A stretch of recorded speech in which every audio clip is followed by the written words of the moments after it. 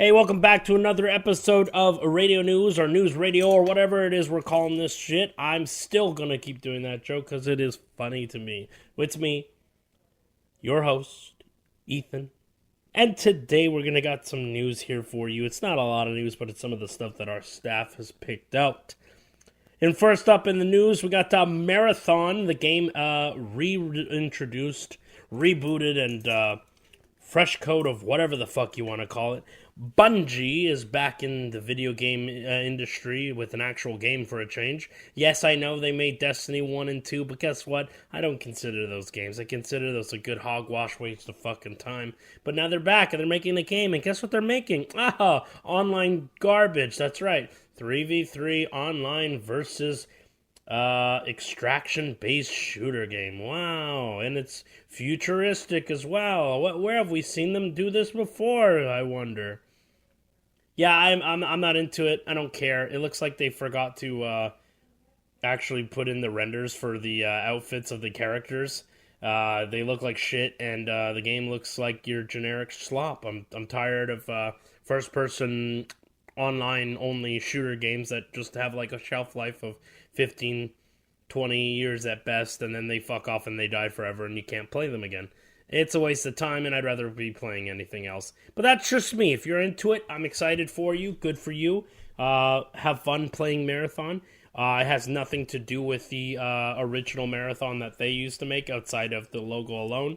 I doubt the lore will be anything to do with that game, given that that game is ages old. I would have liked to have seen not Ubisoft, sorry, but Bungie and Sony, who have access to most of what Bungie has made prior to Halo, that being the Destiny license, and of course that weird tank game they made on the Mac PC, and of course Marathon and Marathon Man. Now, I would have liked to have seen them ported these games so that way they could reintroduce the Marathon brand to people.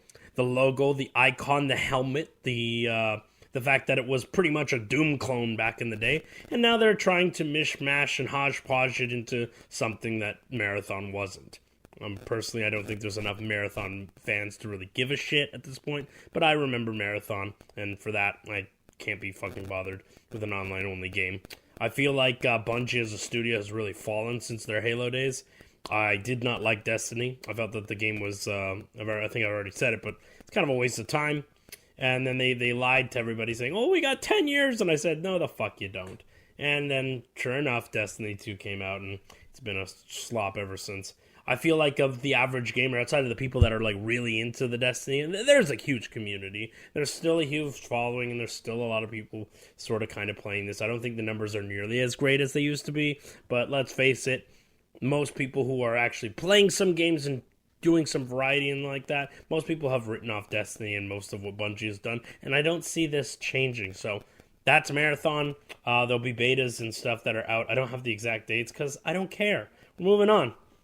The Last of Us Season 2 has fully kicked off yesterday, the time of this recording. It was Sunday, so the very first episode. Today is Monday, and the first episode of Season 2. I have to say it was very dull. It kind of went off the beaten path of what the game did. I am one of the unfortunate souls who has actually played and beat that fucking thing. And I have to say it's awful. It's a great game in terms of like gameplay and running, shooting, and hiding and being like a Rambo type. I thought that was really cool. But the story is insufferable and is kind of crap in my opinion. I don't think it's very good. I think Neil Druckmann has his head up his ass. But hey, it is what it is. If you enjoyed it, again, feel free to discuss in the comments. I'm curious to see the direction that The Last of Us Season 2 is going to go with, given that there's two big glaring problems right now. Number one, what gamers already know that's coming, whether you know the series or not, or played the game, you know what's about to happen. You know what is going to befell the story, if you will. We all know what's going to happen to Joel. The modern audience might not, but the average gamer who's actually still watching this show, they know what's happening. Whether they played the game or not, it's pretty infamous at this point. Not sure what they're going to do with it, but that game is relatively long. They said that there's only going to be 7 episodes for season 2, yet HBO went out of their way to greenlight a season 3 already. So my suggestion, not my suggestion, but my theory is I don't think they're going to actually cover all of what happened in The Last of Us Part 2, the video game. I think they're only going to cover most of whatever Ellie's story has to do, and then season 3 will probably be more about what Abby's story is, and then coming to a finale. They could even drag it out to a 4th season and drag the second game into 3 seasons. More bang for their buck, but I think people will be tired of it by that point. I've been saying this for a while, that the resilience of gamers in general, we're willing to put up with a lot of shit when it comes to narrative-driven stories. If we spent money on something, we're going to see it through to the end. There's very few people that will not pay for something and actually go and play and beat it, regardless of whether or not they're 100% about what's going on in the story. And I feel like that's exactly what happened with The Last of Us Part 2. Although thematically and story and plot and everything like that, most people didn't like it, including myself. I didn't care for it. I did enjoy the gameplay. I'm retreading the same topics here, but most people did play and see it through to the end. And as miserable of an experience as it is, there's something that is different between gamers and the modern audience watching TV shows and television today. The option for people to watch something and then not agree with it and just completely flat out stop watching it is always going to be present when it comes to television and TV shows in general. And I think once the inevitable happens, and spoiler alert if you don't already know, this is a gaming channel. We do cover games and movies and TV shows and pop culture and all that shit. But yeah, Joel dies. We know this, right? When that happens, I kind of hate. I watched the first season and I liked it because it was very similar to season 1. Was pretty much like a carbon copy of the first video game, and I think that was great. But the problem is now they have to address the elephant in the room and the fact that the second game, although great in gameplay, story is just fucking atrocious. So what direction we have to go in. So now we have to see the elephant in the room. Now we have to see, is this going to go over with the average audience? And I think it's going to replicate the same kind of feeling that the game did. When the game came out, people were pissed.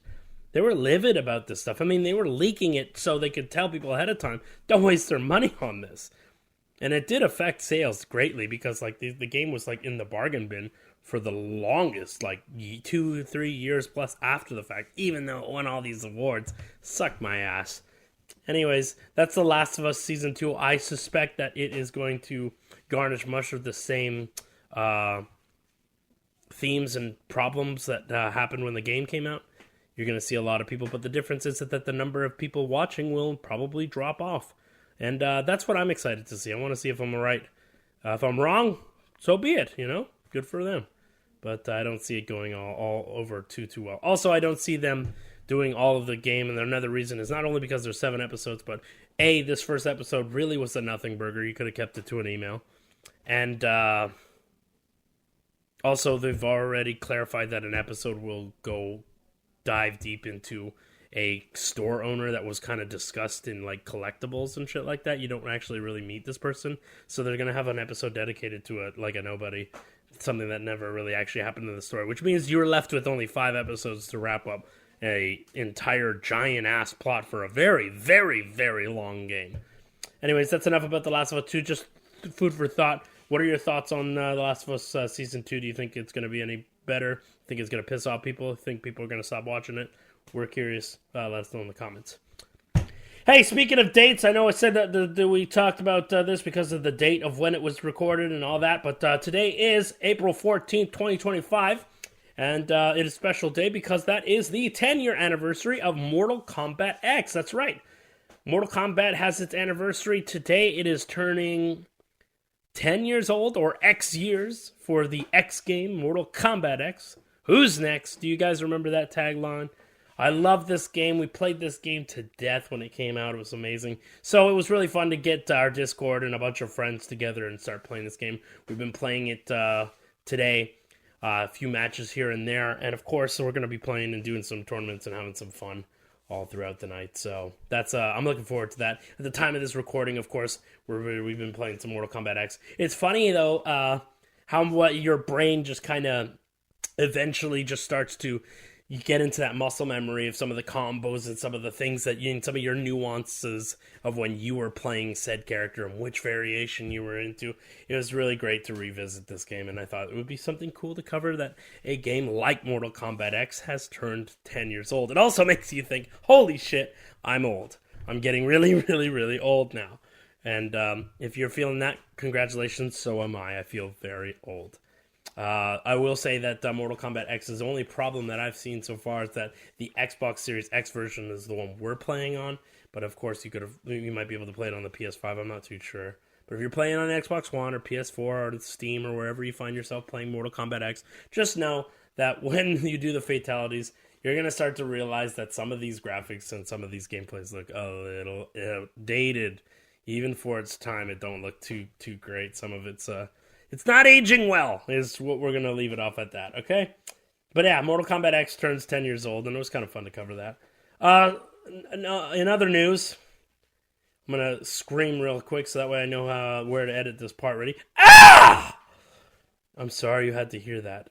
South of Midnight developers and producers are attacking gamers for their poor sales. They're bitching about sales. Now, we covered this in an episode. I did a little episode dedicated to a little snidbit of, you might be able to hear my chair. I just moved. Sorry, buddy. Sorry, people. I'm sorry. Did I ruin your day? No, don't shit on yourself. You gotta wipe. Here, I'll teach you. Hold your hand. Hold your hand out. You're welcome. Anyways, the South of Midnight team developers, there's a few people that worked on the game. Not developers exactly, but there's some people that had some head and some skin in the game, as it will. They're bashing now after their game critically did terribly and sold poorly. They're going after it and saying, God, they really do truly hate gamers, is what one of them says. And I quote, I really do hate gamers. They all went on a Twitter tirade and all these different things, shit-talking and basically bashing gamers for not wanting to play their games. They've been going after, YouTubers and Twitch streamers and shit like that share opposite opinions, of course. That never really goes over well. I don't know what to say, man. I played the game. I don't think it's all that great. I think it's meh. If you want to check out what I thought about the game, I went into great detail in that 16-ish minute video. So feel free. We'll go ahead and put a link in the description below for you to watch that if you haven't already. But, yeah, it's not a great game. It's not horrible either, but it's just a meh. It's a nothing game, and it's just really irritating and interesting to see that these companies, after doing really, really poorly, mind you, they come out of the nowhere just to start bashing and hating people. What they should say is, hey, you know what, our game isn't doing great, and I'd like to see somebody to actually come forward and say, hey, things aren't doing great, but you know what, this game's on Game Pass. If you have Game Pass Ultimate, if you've got the Game Pass on Game Pass PC, try our game out, give it a shot. I know, things like that. Beg the people to play your fucking game. Don't start bashing them because they don't want to play your shit. First and foremost, the only reason I would tell anybody to go play that game is to play for achievements. And if you're at the least bit curious and you already have Game Pass, then check it out. Of course, it's free. Least you can do is turn it on and then be like, you know what, the same for me, and you turn it off. That's it. If somebody came forward and talked like that and had some heart-to-heart to people, I think more people would actually fucking play this game. No, but instead you got some fucking blue-haired moron coming out here and going, you might as well bash them in the head when they start doing that shit. I made screeching sounds because I don't know what they actually say. It just sounds like a vulture screech to me, dude. Anyways, speaking of screeches and freak shows and messes and all sorts of pandemonium, the Minecraft movie Pandemonium is getting so bad that Jack Black himself has had to come out and say, hey guys, knock it off. In this article here by the Film and Games Radar, we have, since it was released earlier this month, a Minecraft movie has become simultaneously a box office hit, movie theater's biggest nightmare due to the unruly behavior of some fans, so much so that Jack Black, one of the film's stars, has stepped in before a screening to ask viewers to behave. So now they have literally the man, the myth, the meme himself, Chicken Jackie, coming out and basically telling you, hey, enough is enough. You guys got to settle down. I don't care if Lava Chicken Song get your jimmies all riled up. If some of you want to actually make the come, you're okay to screech, you're okay to applaud, but please don't, please don't throw your shirt off. Please don't ride your friend holding a chicken. Please don't drop kick your popcorn. Please don't spike your fucking slushy at the back of some grandma's head. Oh, water bucket release!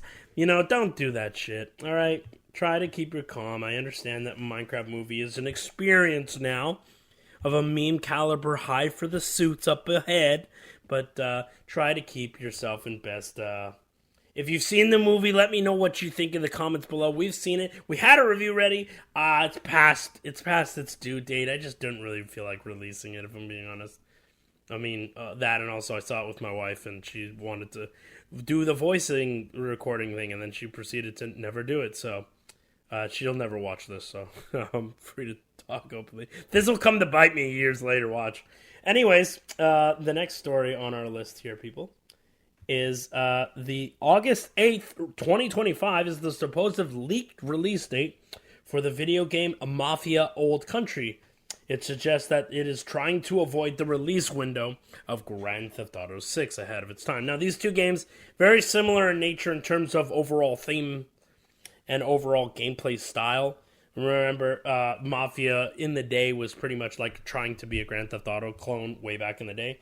And the Mafia series really kind of focuses more on the Mafia, hence the name.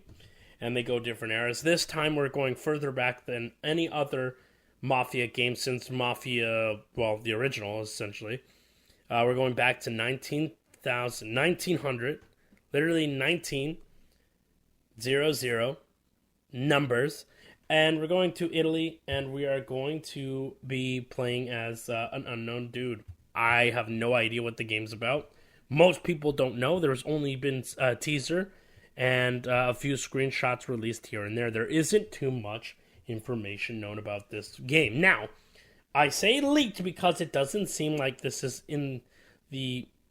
it doesn't seem likely that this game is going to release this year, given the fact that not only is Grand Theft Auto 6 scheduled to come out this year, and the games are too vastly similar in terms of like playstyle. People are going to go play Grand Theft Auto over Mafia any day of the week, okay? I love Mafia. I think Mafia 1 and 2 have some absolutely great stories, and I really dig and enjoy Mafia 3. That being said, it's like taking a little rock and going up against a big boulder, it's not even in the same category.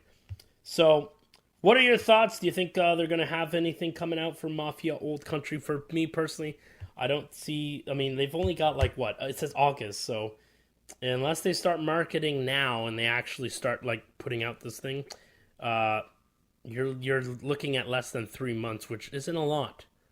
That's not a lot to work with, especially when you're a little company. I know 2K is definitely behind it, but Hangar 13 is the developer. They're not the biggest company out there, but you know what? They do their best. I'll be playing it if it does drop this year. I'll play that. I'll play that before I play Grand Theft Auto because I don't give a fuck. You guys all play Grand Theft Auto. Have fun. Enjoy it. I think you guys are going to really dig it. Or you're not going to like it at all. Who knows? We'll see what happens. I think the expectations for Grand Theft Auto 6 are wildly, no matter what they end up doing, it's not going to meet everybody's standards. It's been too long. The hype is extremely real. For God's sake, they're not even telling you the release date. That's why there's rumors and leaks and all sorts of shit going on every single day when it comes to Grand Theft Auto 6. So we'll see. But let us know if you'll be playing Grand Theft Auto 6 or Mafia Old Country. Do you care about either of these titles? Let us know in the comments down below. I feel like I've been saying that a lot this episode. Hey, we got some other news here. We got the Nintendo Switch 2. Zelda ports will let players repair equipment. I don't see why that would be a big fucking deal, but apparently that's a big deal to some of these Zelda freakazoids. I don't particularly give a shit, if that makes any sense. I don't understand why anyone would want to pay money just for a feature that should have been an update kept to the game itself. But hey, it's Nintendo. They're not exactly in everybody's best standards right now. The Nintendo Switch 2, again, I hate to be that guy. I love Nintendo and I love playing games here and there, but I don't get it. I don't think they're doing all the news that's coming out for this game. It's just not looking good for not game. I mean for the console, for the Nintendo Switch too. But the Zelda ports will let players repair equipment with the Zelda Notes app. I'm not sure what the fuck that is. It doesn't feel like a system that's really going to improve or enhance the gameplay in any way, shape, or form. But according to this, and I looked into it a little bit more, the game will still retail at full price, and an additional $10 if you want to upgrade, $10 to $20 depending on version, if you want the Switch 2 version of the game, if you already have a physical or digital copy of the games on the Nintendo Switch. I don't know, man. If you get a brand new console, last thing I want to be doing is spending more money just to go play some shit that I've already played. That's just me. I know there's a market for people there, but I don't know if Zelda fans are really that crazy or if they're going to have a brain on this one. We'll see. The Harry Potter TV series confirms first 6 cast members. It's been rumored, but it's kind of like most of this is not new information for a lot of people. We got John Lithgow is going to be Albus Dumbledore. I think that's a really good call. I think he'll do great. Nick Frost as well as from Shaun of the Dead and Hot Fuzz. He's going to be playing Hagrid. I think that was a good call too. The biggest problem that I have here is probably the worst one, of course. Everybody knows what the big problem here is. It's Appa Esudi, whatever the fuck kind of garbage name that is. Holy shit. It sounds like some foreigner trying to say Papa John's or some shit. Shit's fucking awful.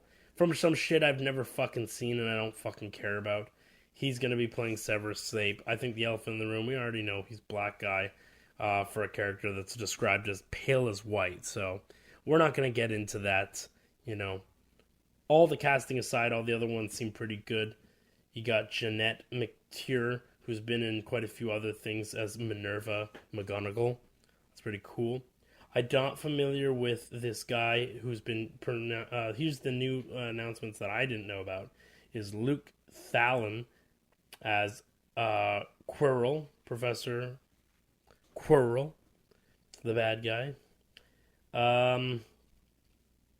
I don't know him. I don't know enough about him. He looks, generic guy. He looks okay.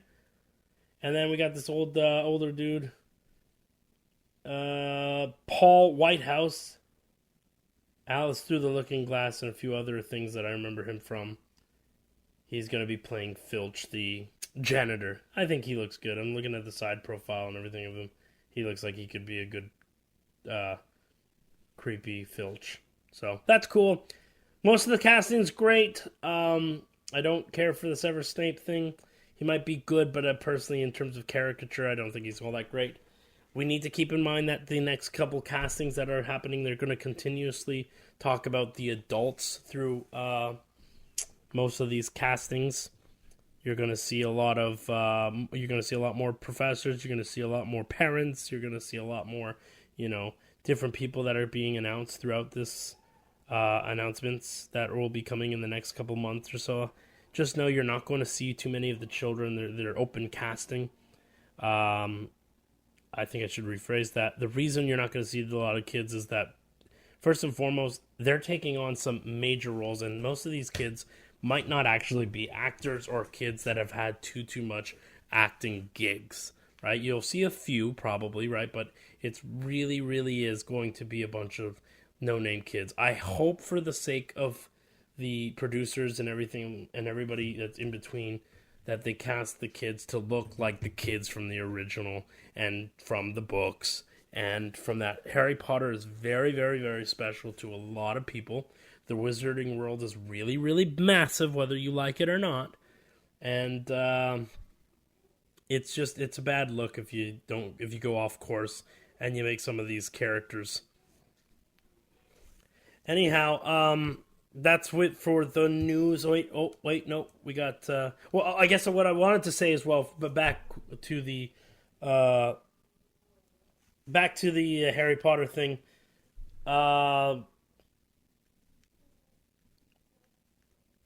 Shit, man, I'm the article dropped. Hold on. I apologize. Yeah, I'm not editing this out. 25 minutes in, dude, I'm not doing that.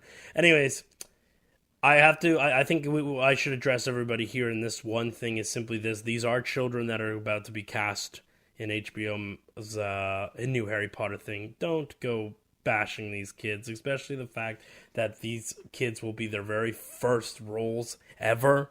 You know, it's kind of terrible if they come out there and any little bit, if they're even slightly different color skin, or different races, different creeds, different, or just slightly off looking because they don't have all the makeup and all the shit to make them look like the characters or the costumes, or people can't fucking see it when really these kids they're kids. Leave them alone, okay? So, we're not going to bash children on this show. If ever there's announcements, stuff like that, we'll see what happens. I will bash, however, the black dude as Severus Snape. What a fucking dog shit choice. Anyways, we're moving on to our last news thing. Ubisoft insists in lawsuit that we don't own the games we buy. Ubisoft, that is so stupid, and I work for you, so what the fuck? Ubisoft is in a bit of a legal battle with these two that wanted to play The Crew. But The Crew servers are down, and the game has been delisted. Now, what that entails is that those two can no longer play the game. I don't know too many people that really give a shit about The Crew. Mind you, it doesn't matter whether or not you're into the game. It's the fact that they are into the game. And what they want to do is play the game they purchased. And unfortunately, with many online games, and this is the future that awaits a lot of games, is the fact that you don't own it. And with the fact that nobody likes Ubisoft as of late, people give them a lot of shit. Whenever they have to say a statement that is very controversial, people get angry and say, oh, you know what, fuck you! And that's not really the thing. I think people are really missing the fact that, yeah, you know what, it's the truth. You don't actually really own most of these digital titles. It's a key, and that's the biggest problem. That's why I've always been fond of physical games, and even now, that's starting to become, a problem. And especially with Nintendo Switch 2 saying that there's going to some of these physical copies will be acting as a key card. Some of the physical games that I've been buying for the Xbox Series X and PS5 and PlayStation 4 and Xbox One titles, some of these games aren't even on the disc anymore. Latest example I can think of is Halo Infinite acts as a key card that directs you straight to the Xbox Microsoft Store. Now, as much as I'd like to think in the future Microsoft Store is always going to be around, who am I kidding? Halo 3's multiplayer is offline right now. It's gone. I've been playing that game when I was a little kid. Halo Reach, same deal. Halo 3 ODST with the freaking firefight mode. And guess what? Outside of the Master Chief Collection, which I didn't bother with because what the fuck ever, I'd rather go play it on the older hardware because I'm just a weirdo like that. But guess what? I would never thought in a million years that it's gone, and it's gone. You have to do private servers if you want to do custom games, and that really sucks. So, this is pretty much the fate that awaits a lot of online-only games. Rust, Rainbow Six, Fortnite, Rocket League, most and if not all Call of Duty games now. Titanfall, Apex Legends, PlayerUnknown's Battle, Underground, Chicken, Turkey, whatever the fuck you want to call it. All of these games that are online-only games that prioritize an online server and my maintenance and populace will eventually be turned offline. There will be no reason for them to spend more money when nobody is A, buying the game or using the digital currency. I think Fortnite will probably be around a little longer than I would like to admit. I hope that game dies too fucking tomorrow, but of course it won't. It's got another 20, 25 years in it. But, I don't know. Maybe it's a forever thing, right? And that's what the next generation of kids comes along and they play it. But even then, the next generation of kids are playing certain things, and that's why we continuously have new generations of things like Pokemon. Whereas I've long grown out of Pokemon and I could give a rat's ass, there's a next generation of kids playing Pokemon. But what the hell does this have to do with The Crew 2, you might be asking? Well, we went on a tangent and I gave you a bunch of examples. And those examples were pretty much to show you that, yeah, these games are going to die. And some games die faster than others. Look at Multiverses, for instance. That's Warner Brothers games, and they're gone. The Crew was an online-only game. Without the online service and the reason to actually go and waste their time and money and resources on a company that's already struggling as is, they're not going to waste their time on a game that isn't selling anymore and to keep this service up and to date. Which is really funny given the fact that each and every year, like clockwork, the games from previous years in most sport franchise games, Madden, FIFA, and WWE, almost always guarantee that they're going to turn off the online servers within the year or two after the game has hit its year or two stride or mark. So, you know, if you're going to keep bitching about it, it is what it is, but it sucks. And you know what? It's the sad truth is we really don't own most of this stuff. I'm not a shill that's just going to keep talking about Ubisoft. They probably should have gone about it better, but they're French people. What do you want? Anyways, that's it for radio news radio, whatever the fuck we're still calling the show. I appreciate you listening this long. If you like what you heard, feel free to leave a like and share the video. If not, I appreciate you listening this far. And we'll see you guys on the next episode. Peace.